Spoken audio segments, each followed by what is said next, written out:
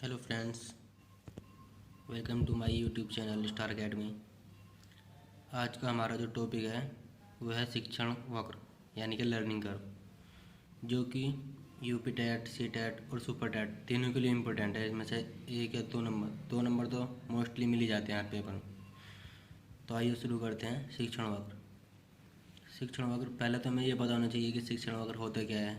तो शिक्षण वक्र के बारे में बात करते हैं। शिक्षण वक्र जो होता है ये सीखने की प्रगति और अवनति दोनों को दिखाने वाली रेखा होती है। यानी कि वक्र जो होता है किसी भी चीज़ को प्रेजेंट करने के लिए बनाया जाता है, इसलिए इसका भी शिक्षा में यूज़ किया गया है। तो इसलिए इसे बोलते हैं शिक्षण वक्र। और ये कितने प्रकार का होता है?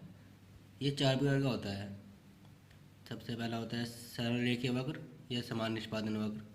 और फिर सेकंड नंबर पर आ जाता है हमारा वर्धमान निष्पादन वक्र, या सबको धनात्मक निष्पादन वक्र बोल सकते हैं या अर्नोत्तोदर। तीनों में से किसी भी नाम से बोल आ जाता है, ठीक है। और नंबर 3 होता है हमारा हास्य निष्पादन वक्र। इसको ऋणात्मक निष्पादन वक्र बोलते हैं और नतोदर भी। और सबसे लास्ट का बचता है हमारा एस कार के वक्र यानी कि एस शेप्ड वक्र, या फिर इसको हम बोल सकते हैं मिक्स्ड मिक्स्ड कर्व। ओके, तो आइए फिर बोलते हैं बात करते हैं हम समान निष्पादन वक्र की। तो न समान निष्पादन वक्र के बारे में बताते हैं हम। समान निष्पादन वक्र जो होता है इसमें यह पता चलता है कि प्रत्येक जो प्रयास होते हैं, जितने भी हम प्रयास करते हैं सीखने के, उनकी मात्रा समान होती है। यानी कि हम जितना एफर्ट करते हैं उतना ही गेन करेंगे। जैसे कि इसके डायग्राम में दिख रहा है, इसका जो डायग्राम होता है वो बिल्कुल सीधा होता है, प्लान। यानी कि इसमें दिख रहा है जितना हमने एफर्ट किया है उतना ही हमने गेन किया है। इसमें ना कोई कम ना बढ़ती, दोनों बराबर होते हैं। ओके, और अब हम बात करते हैं वर्तमान निष्पादन वक्र यानी कि सेकंड। तो जो वर्तमान निष्पादन वक्र होता है इसके बारे में बता दिया जाए। ये जो वक्र होता है इसमें जो सीखने की जो होती है हमारी प्रोग्रेस जो होता है स्टार्टिंग में तो हम इसमें बिल्कुल मंदी मंदी गति से सीखते हैं। यानी कि हमें कोई नया चैप्टर दे दिया जाए, उसके बारे में पता ना हो, तो हम उसके बारे में आराम आराम से सीखेंगे। और उसके बारे में जब हम थोड़ी बहुत नॉलेज गेन हो जाएगी तो फिर हम उसको स्पीड से देखेंगे। यानी कि उसकी गति फिर बढ़ जाती है, तीव्र हो जाती है।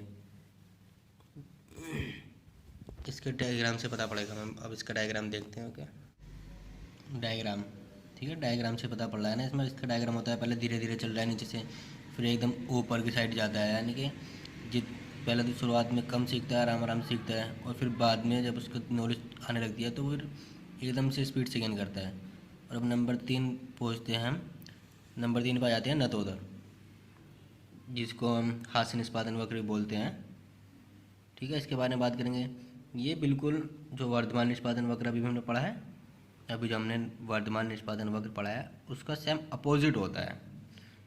इसमें जो होता है प्रारंभ में जो होता है शुरू में सीखने की गति एकदम तीव्र होती है, और फिर बाद में उसकी गति धीम हो जाती है। पहले जो सीखता है स्टार्टिंग में एकदम से स्पीड से सीखेगा, और बाद में उसका जैसे हम पढ़ते हैं, पढ़ते पढ़ते कुछ और माइंड थक जाता है बहुत, और थकान हो जाती है या कुछ प्रॉब्लम हो जाती है, तो फिर वो हमारी स्पीड कम हो जाती है बाद में। तो उसके डायग्राम देखिए, डायग्राम में दिख रहा है बिल्कुल साफ,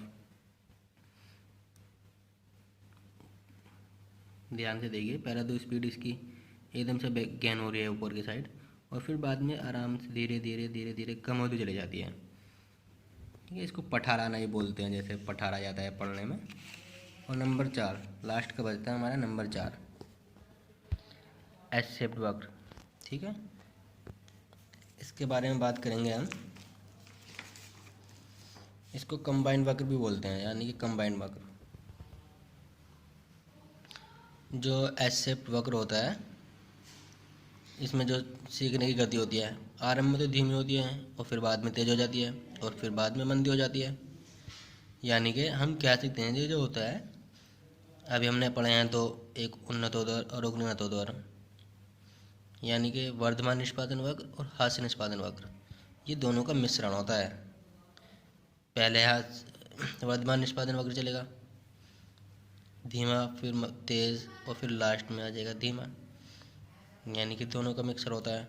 देखिए इसका जो डायग्राम होता है वो एस शेप में होता है, इसलिए इसको एस शेप्ड वक्र भी बोलते हैं। ठीक है, थैंक यू फॉर वाचिंग।